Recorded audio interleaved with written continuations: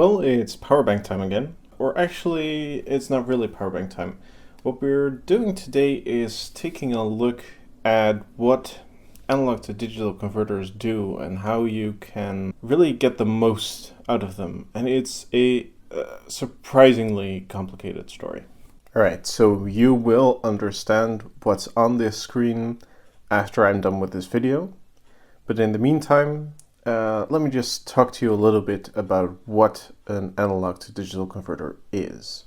Now, obviously, an analog to digital converter is some kind of device that converts an analog voltage, which is like a continuously varying voltage, there's no defined level to it, to a digital representation. Here, this image, you see this smoothly changing analog waveform, and then there's this stair-stepped representation of the waveform. And this stair-step represents pretty much the closest kind of approximation to the digital waveform that you can find. And in this case, it's a 3-bit representation. So that means that the representation runs from a value of 0 to 8, or maybe -4 to +3, including 0. So ideally, you would have something like a 0 to 5 volt signal that is perfectly evenly divided into 8 pieces to make a 3-bit digital value. And of course, I am saying theoretically because analog to digital converters have all kinds of issues with them. So first of all, there is this kind of academic, rigorous representation of errors in analog to digital converters. That is called INL and DL, which stands for integral nonlinearity and differential nonlinearity. And basically what it means is that ideally, on this image, the analog input goes from 0 to 1, and the digital output goes from 0 to 111. So it's a 3-bit, again, output for a 0 to full scale input. And in this case, in the very much ideal case, you would have this dotted line that is going exactly at 45 degrees. That would represent the trajectory that your digital values go. So as the actual analog value travels over this dotted line, the digital value will intersect it and go left and right of the line all the time. Now what you can see here is that in reality, of course, all analog to digital converters are slightly off target at some points. This is generally also like a continuous function. So you can see this ADC going like an arc slightly above the ideal line. And this is a nonlinearity. So it's not linear. It's not a straight line that it's following. Now another problem that it can have is that it has an offset. So on this image you can see two parallel 45-degree lines. One is the ideal transfer function, so it goes through 0, but the other is slightly offset to the top. And that means that every single code, like every result that you get from your ADC, is slightly offset from the actual value that the signal has. All these images tell us nothing, really. This is what you get to learn. This is what I learned in university. This is what they say in the textbooks, and reality is nothing like this, because these images only tell you some kind of quantification, some kind of way to measure the effect of problems in your ADC. But what they don't do is tell you how those problems arrive. And unfortunately, there is not one source of problems. In fact, there are many sources of problems. So for instance, here we have the datasheet for the Atmel X Mega C series of microcontrollers. And this is the microcontroller that is in the power bank, which I'm currently doing this simulation, this ADC test program on. These are always a really good place to start looking for what could possibly go wrong in your analog to digital converter circuitry. So here we have one very important type of problem, which is that analog to digital converters, they have a little bit of capacitance, and they have a little bit of resistance, and this causes an ADC to have a certain input impedance. And what this means is that if you have, for instance, let's look at the power bank schematic. So here, these components here in this dotted line, this is the resistive divider that measures the battery voltage. So it's directly connected to the battery, to VBAT, and then has a 100K and a 20K resistor that forms a resistive divider that goes into the actual analog to digital converter pin here, pin PA1. So what you see here is that effectively the battery voltage goes through about 100 kilo ohms of resistance before it gets into the ADC. When the ADC takes a sample, what it does is it opens a little or it closes a little switch that charges a sample capacitor here. And the sample capacitor is like a couple of picofarads or something. It does that through these resistors. Now that means that this has an RC constant, and these resistances are very small. These are like order of a couple ohms. My 100k ohm resistor on the that is externally, that one actually causes quite a significant sampling error, because there's a lot of voltage drop over that resistor. Of course, most of that voltage drop is what we want. We want to have this divider to divide the battery voltage by roughly 5 or 6, because otherwise the ADC won't be able to measure it. It would saturate the ADC. But still, there is going to be some time that you need to charge this capacitor. So if we now go to our test setup, we are currently measuring the battery voltage, which the pin voltage is roughly, like the mean code you can see here, is 0.74 volts.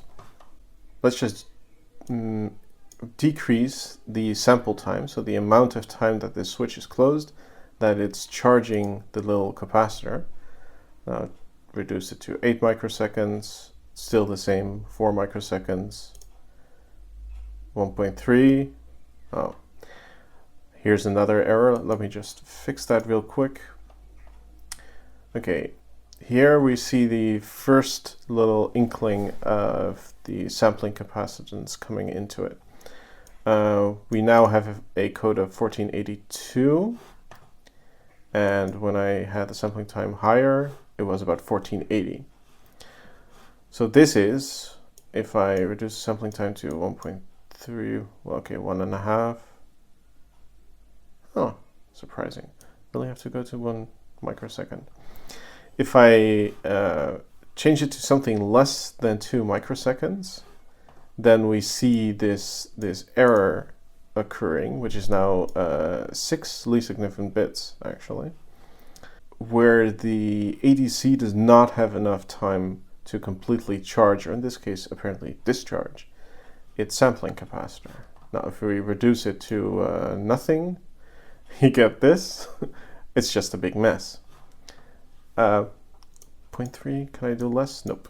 0.3 microseconds is the least amount of sampling. Well, actually, I can run it at 8 megahertz. You just get garbage. Now I can go a little bit more into what you're seeing, what these two graphs are. So the top left, this graph shows me the actual code value. So to the left are lower codes, to the right are higher codes. And I see that I'm getting codes of about 1600 at the low end and 2170-ish at the high end. So the codes are very widespread.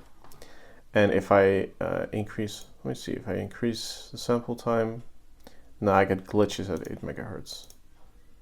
Let me just do that. If I increase the sample time, then all the samples are bunched together very closely. So each of these bars is one sample code.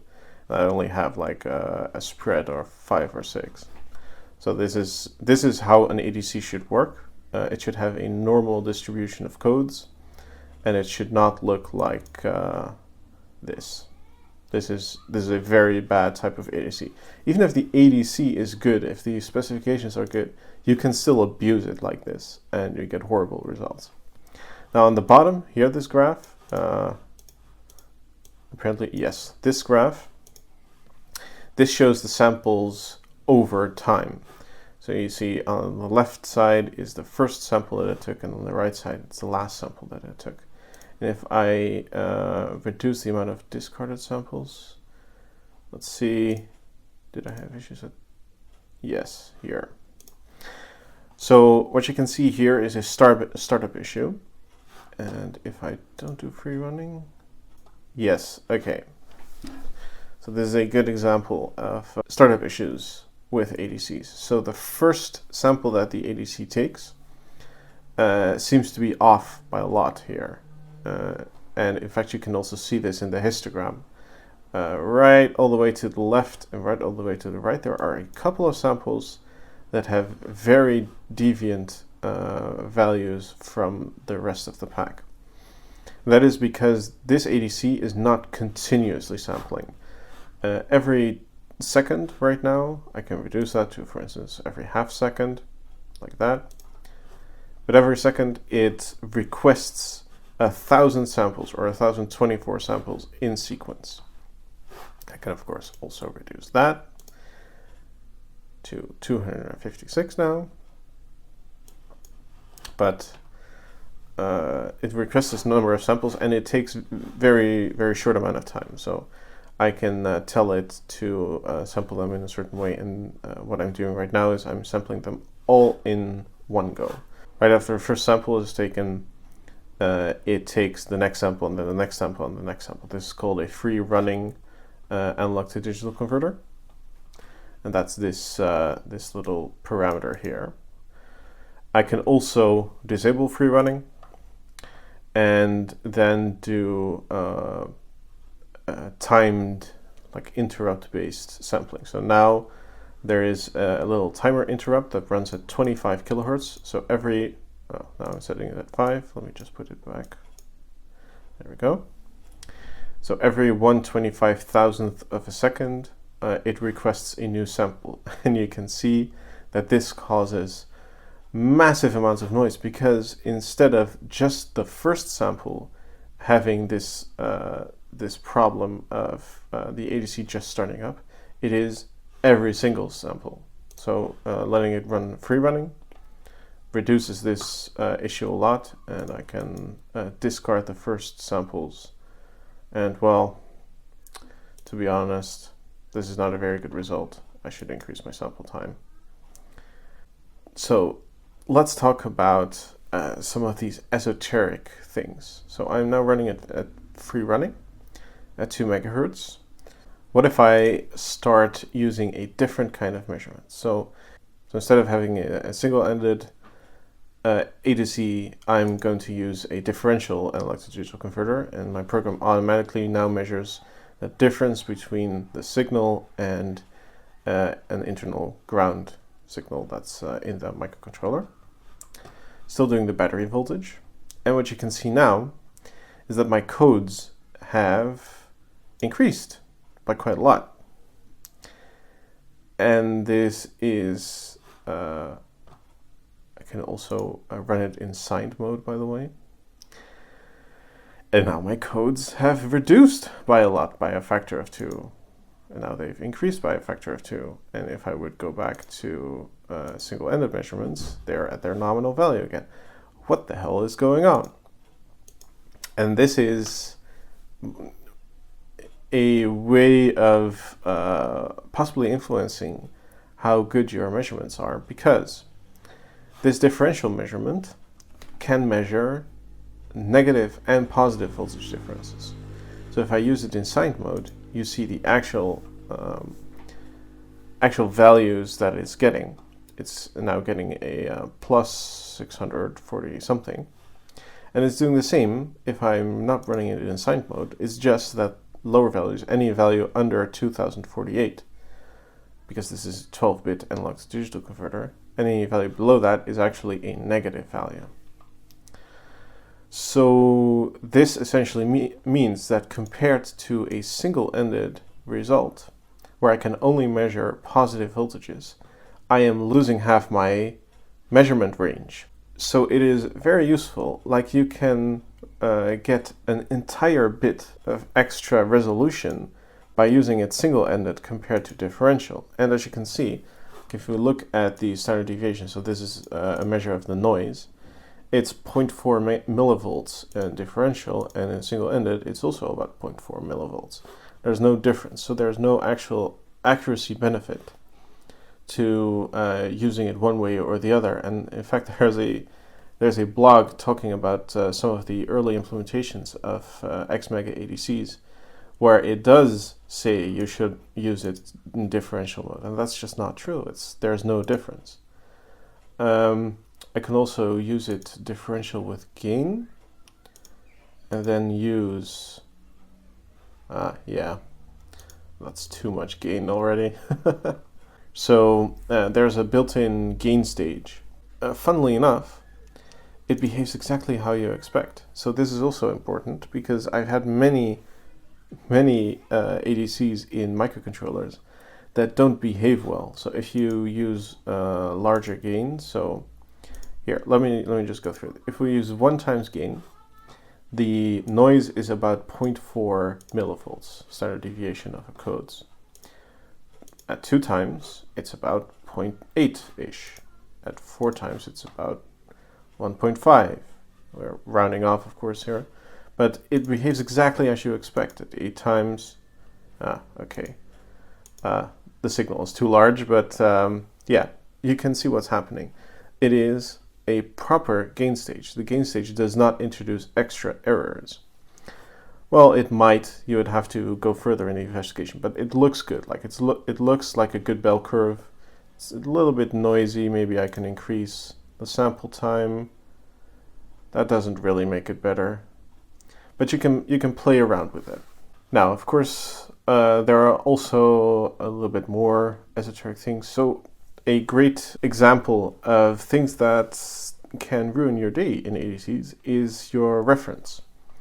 So ADCs use references that tell them what the full scale range is. And in an X mega, there are 3 internal references. So the 3.3 volts divided by 1.6 is about 2.048 volts. There's also the same voltage divided by 2. And then there is a bandgap voltage reference. And what you can see here is a big caveat for especially ADCs in microcontrollers, because the bandgap voltage in a microcontroller is notoriously noisy, and this one is as well. So you can see that the noise is significantly higher. It's about 0.7 millivolts. It's still a nice bell curve, as you can see, but if you look at the time series of this conversion, I know that the battery voltage through the divider is very smooth, and here you can see the voltage kind of going back and forth and left and right like a drunken sailor. It's not a very good reference voltage, and if we go back to the 2.048, you see that it's perfectly straight. This is a much nicer looking reference voltage. Now, of course, an external reference, especially precision reference that has been calibrated at the factory, will be more precise and will have better stability and will introduce even less noise. But yeah, your reference can cause a lot of pain. Now, I hope you enjoyed this video, and even though it's kind of esoteric, maybe even boring content, I hope you got away with an idea of the type of issues you can run into with analog to digital converters, and maybe this helps to fix some of the problems you have programming your own microcontrollers. Now, I work with ADCs all the time, and I try to use built-in analog to digital converters in microcontrollers, mostly because they are convenient and very, very cheap. External ADCs are often much better. They have better specifications, better everything, but they cost a lot of money. For instance, in my USB Type-C power meter, the microcontroller on there is less than €1 a piece. Any kind of analog to digital converter with better specifications, let alone better performance than what I can get out of that ADC, would have cost like €2. And that is just not possible in something that I designed specifically to be low cost. And most of my projects are pretty low cost. And then when you really get into the nitty-gritty and you build these kinds of test programs to see how ADCs actually behave and how to get the most possible performance out of it, you find out that these ADCs are pretty good. Like, people curse on them for not being very accurate, but if you treat them right, if you give them an external reference, if you do the right amount of sampling time, if you take care of input impedance and all kinds of other parameters, you can get really good performance out of them. And then if you do averaging and decimation, you can sample 1,000 times and average it and get like proper 16-bit or even like 20-bit, approaching 20-bit precision out of these things, and that's awesome. Yeah, this was a little update video for the, I guess most of my projects, because all of them use ADCs in X megas. I hope you enjoyed it, and I'll see you the next time.